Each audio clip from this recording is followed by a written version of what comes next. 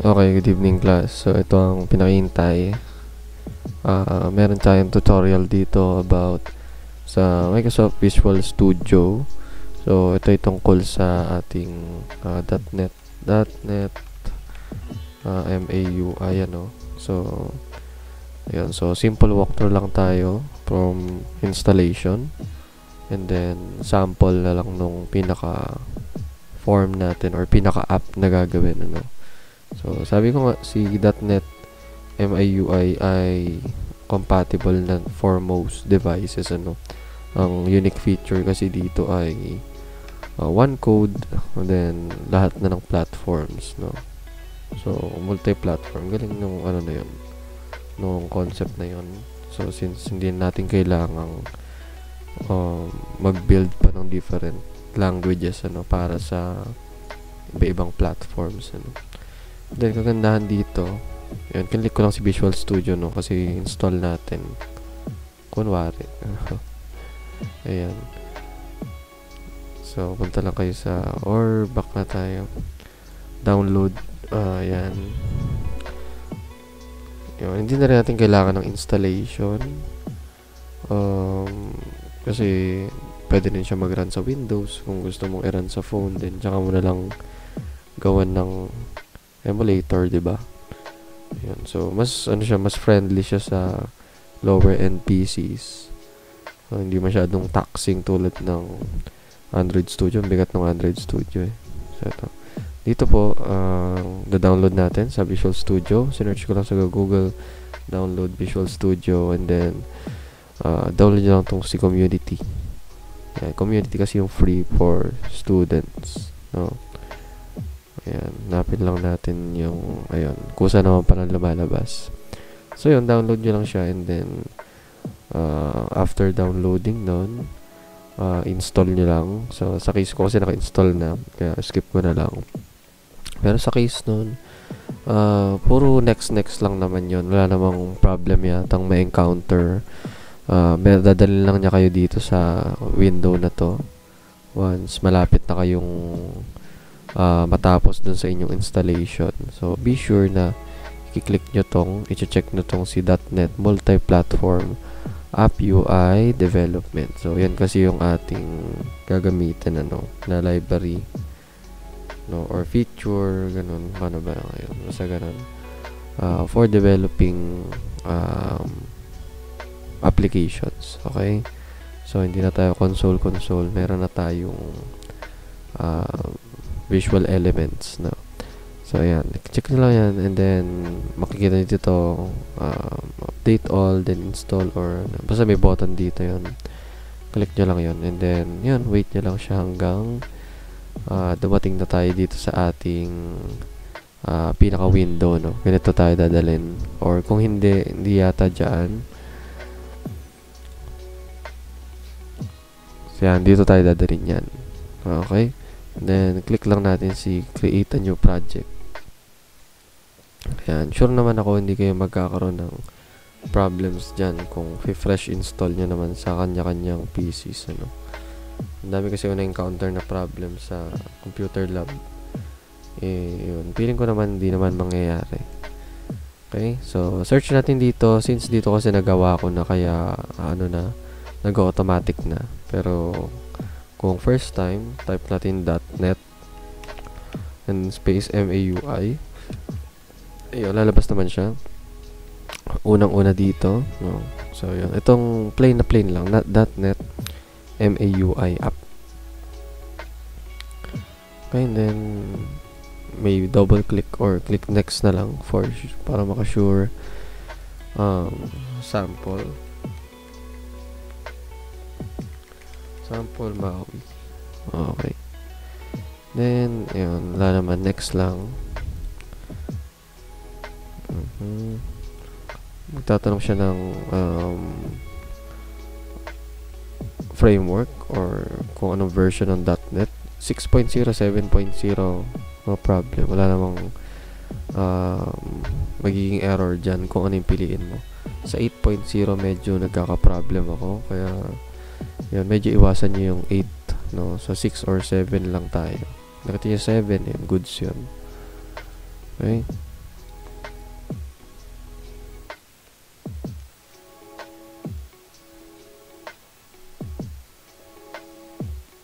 Yun, so sobrang short lang naman siguro ng loading na to. Hindi naman siya tulad ng Android Studio na may dina-download pang Gradle. Okay, yun, bilis. So, pagkalabas dito, projects loaded and ready to use. Okay, bilis. Okay, then, yun po, papakita agad tayo dito sa ating dalawa. Ito, may dalawang tab agad na nakabukas. Si main page, XAML. So, yun yung parang HTML natin. Dito natin i-edit yung ating layout, yung positioning ng elements, kung anong elements yung gagamitin natin. And as well as yung kanilang mga styles, ano. Ayan. So, yun. So, punta tayo dito sa main page, xaml.cs. Ito yung ating mga logic, ano, or yung ating functions.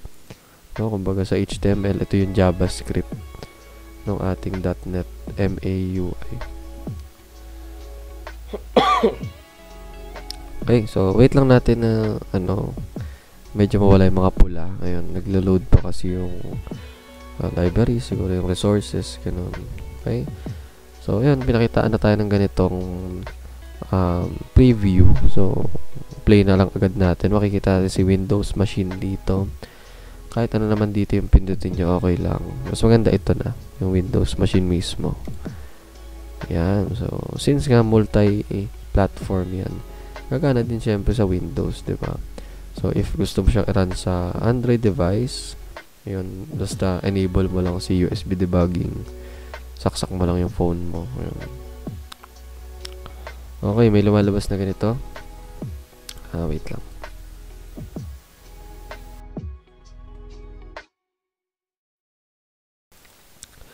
Okay, may lumalabas na window na to enable developer options. Dito ko lang din nalaman yan na meron palang developer options ang PC. Same sa phone. Ayan. So, on mo lang yan. Yes. Okay. So, yan kasi yung mag-i-install ng app sa ating Windows. So, close nyo lang. Close nyo lang to. Okay. Ayan. May naglo-loading ulit. Okay na. Okay. So, mas madali sa ating Visual Studio, no need to wait for Gradles. Android Studio, ang tagal eh. Okay, so, pinapakita dito ay sample app na ginawa na pre-generated na ng Visual Studio, no. Dina-demonstrate dito yung simpleng pagkiklik natin sa button, nag-i-increment ngayon yung number, no, kada click natin na ganyan, no. So, meron tayong image, meron tayong text, or edit text pa yan, or label, and then button. Okay? So, parang ang simple lang nung example niya, no? Pero halos yan na yung fundamentals ng na magsisilbing guide natin, ano, para makagawa ng sarili din natin na Android application or multi-platform application. Okay? Kita nyo dito meron tayong iba-ibang elements, ano. Una si scroll view. So, pag si scroll view, ang definition niyan, natin kung malalakihan ko. Ayan. Ayaw pala. So, ang definition niyan, gawa lang ako ng konting comment. Bubarayin ko rin to later. So, it fits the screen. Pero, kung if contents overlap, or tama pa, overlap ba ang term, or are longer, it will create a scroll bar. No? Yan. So yung scroll view. Fits the screen, yes. Pero kung mahaba masyado yung content, magkakaroon siya ng bigla ng scroll bar para i-scroll natin ganyan yung app natin. No? So, very common for most apps. The next, vertical stack layout, meaning vertical pababa. So, sabihin lahat po ng nilalagay natin ditong elements. Sa pagkakasunod-sunod nila, ganun din sila mag-i-stack dito sa ating application pag na-deploy na. Ayan. Then, sequence sa image, label, button. Pagpunta nyo dito sa ating example, wait lang natin.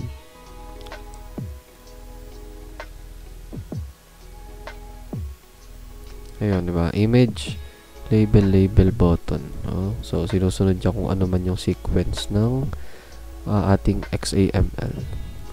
Okay? So, yun. So, explore natin si image. So, meron siyang source na .NET bot. Ibig sabihin dito, ito yung pinanggalingan ng image natin. Description. So, halimbawa, pwede ba siya hover? No. So, sa pagkakaalam ko, yan yung pagka hindi available yung image. So, yun yung lalabas. Kung available naman yung image, since available, siyempre yung image yung di-display natin. Okay? Then, height request 200. Yan yung height natin ng image natin. So, kaya natin set to larger value, 400 for example. Then, we perform a hot reload. Hot reload meaning we are not restarting the application, but we are applying those changes. Ano? So, ayan. Example. Ayan, gumana na yung ating scroll bar. Ayun, sa scroll view. Kung masyadong malaki contents, gagawa siya ng scroll bar. Diba? Very common. And then, nag-request tayo na gawing 400 or 400 pixels yung ating, hindi ko sure kung pixels or points. Basta yun yung measurement. Na naging larger yung ating image. Ano? So, Bray na siguro natin since sample lang naman yan. Dito naman tayo sa label. Label meaning uneditable text. Parang paragraph. No? Or parang label na rin sa HTML. Okay. So, text daw, yung text na ilalagay natin sa label ay hello world. Customizable. No? The next, semantic properties heading level. Level 1, meaning siya yung pinakamalaking heading available. Maraming levels hanggang 9 yan. Dito sa Visual Studio. So, taasan natin yung value. Gawin natin level 8. Tingnan natin kung lalaki ba or liliit. Ano. Ayan. So, ayan. Compare natin sa 8 sa level 1 hot reload.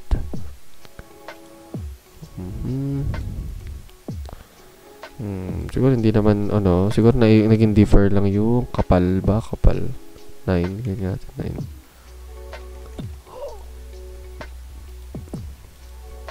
Ayan, so hindi naman manotice yung kapal. Siguro sa ibang bagay. No? Ayan, balik na lang natin si level 1. And then font size, i-specify din si font size which is 32. Ating 50. Tignan natin yung magiging mangyari.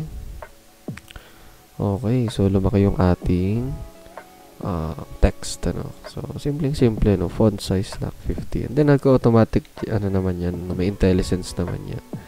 Font size. Tutulungan kayo kung sakaling medyo naguluhan kayo or nalito kayo, nakalimutan nyo yung tamang command. Ayan, meron naman ditong font size. Okay? Then, think ko yun lang naman ang nilagay doon. Level 2, meaning mas maliit, ano. Then, ang text niya ay welcome to .NET, and then meron tayong font size. Ito dito may horizontal options, ano. Horizontal meaning pahiga. Sabihin, igigitna mo siya doon sa ating app. Laging nakagitna. Okay, so lahat yan meron, no? Ito.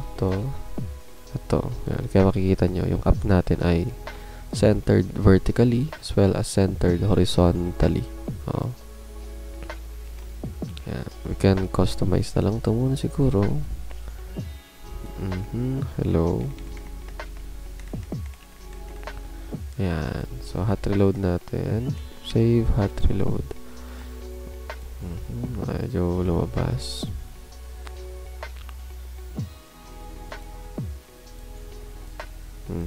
Siguro may times lang na ganun.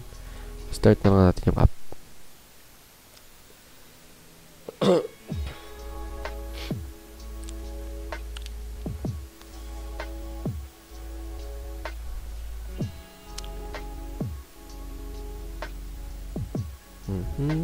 Parang hindi na save.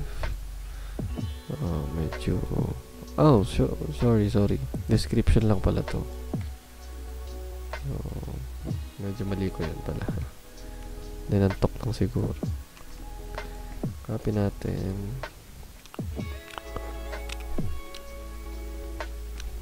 Medyo nagka-problem lang. Wait lang. Okay. So, dito palitan natin to ng text. Welcome to .NET. Ayun. To hello click. Okay, save natin. run on Windows machine.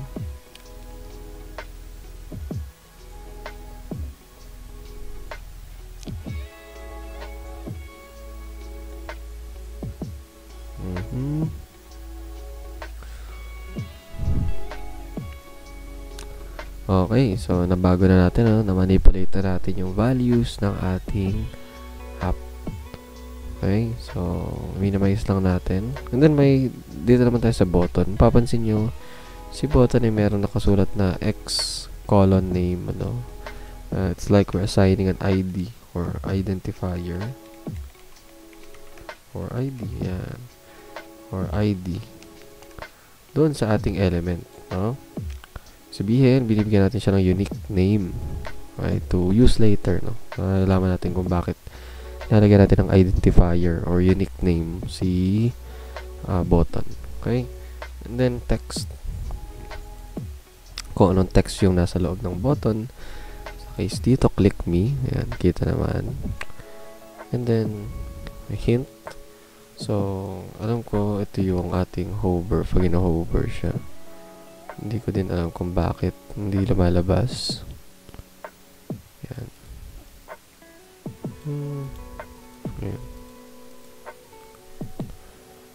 And then dito, meron tayong makikitang click. So may action, clicked.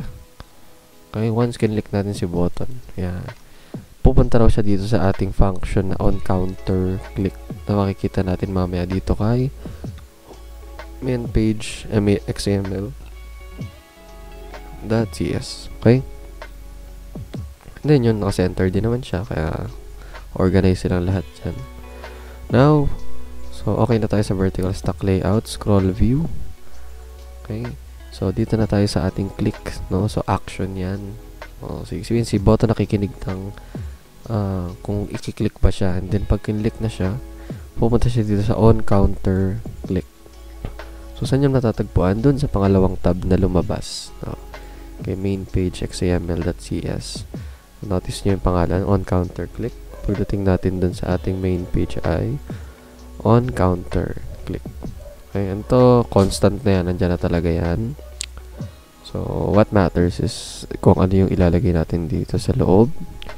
So makita nyo merong nakadeclare na int count is equal to 0. Global yan, so ibig sabihin para isa lang ang value. Only so kahit mag-count plus yan, dito lang manipulate yung value. Okay, so sabi dun sa unang line 914 ay count plus meaning dagdag tayo ng isa plus 1. Okay,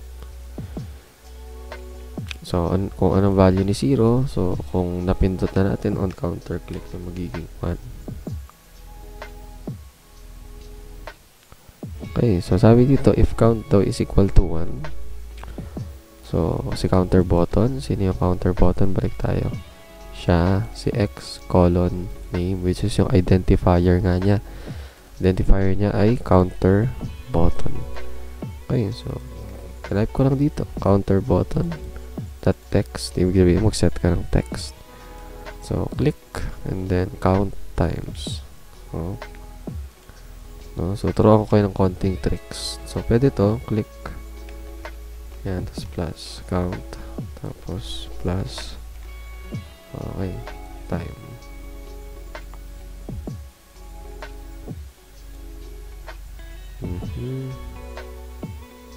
Count.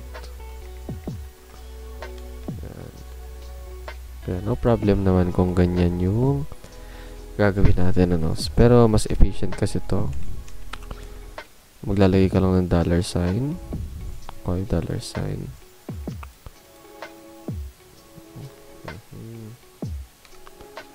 So para sa inyo $sign, ayan, parang ganyan. Okay, ibig sabihin may presence po ng ating variables, so lagyan natin click, tapos count. So hindi ganyan lang, lagyan natin ng curly braces, click count, tapos space times time na lang. Okay, meaning pag kinlik natin to, si button, pupunta siya dito sa ating private void on counter click. So, bababa siya dito sa ating count plus plus. Current value ay 1. Count is equal to 1. Counter button, the text. Counter button yung ating label. Saan ba si label? Yan, ito po.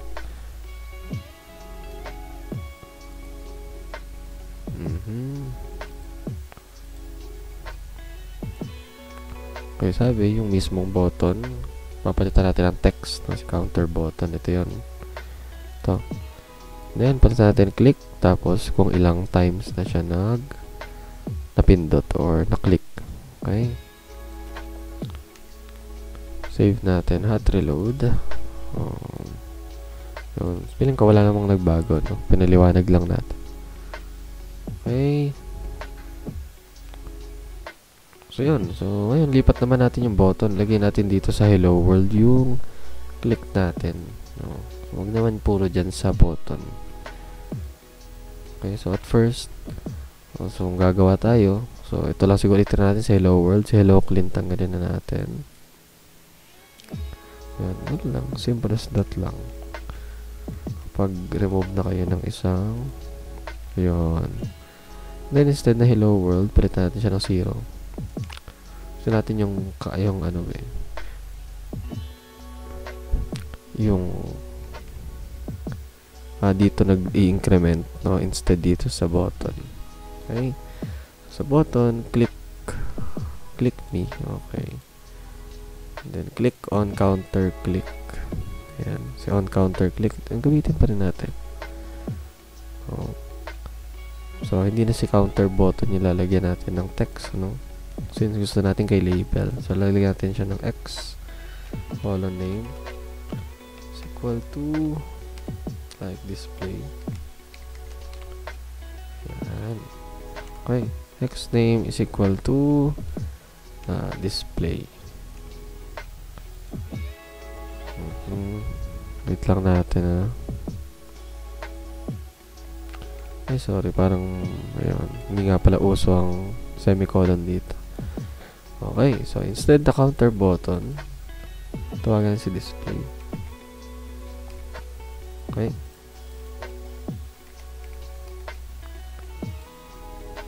Okay.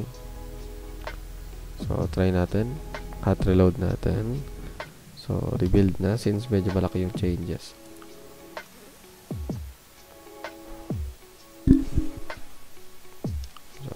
Dito na kayo magagawa ng functions dito sa loob ng ating or labas rather. Basta nasa loob siya ng ating class. Ito, kita niya naman yung endings.